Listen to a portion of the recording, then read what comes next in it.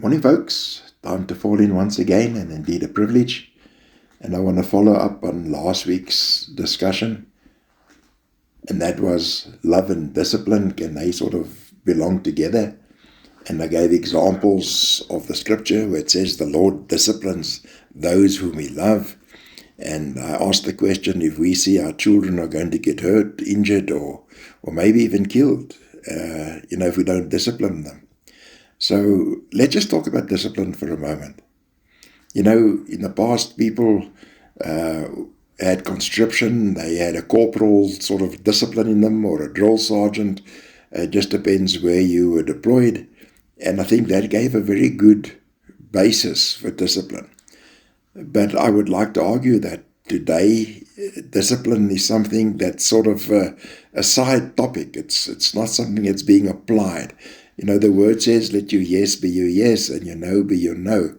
Now, if you have a look at discipline in terms of driving on our roads today, I think that's a typical example where discipline is not being applied. Everybody knows what the rules of the road are and how you should drive and how you should consider other people. In discussions, people just interrupt other people. They self-centered. So discipline has a massive impact on our lives, also in terms of time management, you name it. So the purpose of this short little topic is just to say discipline.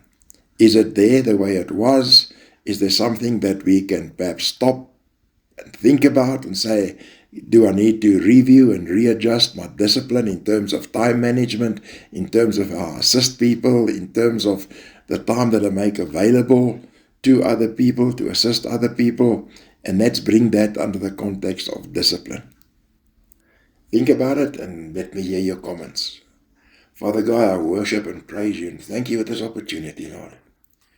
Lord, you're a God of order, you're a God of structure, and we worship and praise you, Lord, and we ask, Lord, that our thinking will come in line with the plans and the purposes that you have for each one of us, individually and collectively.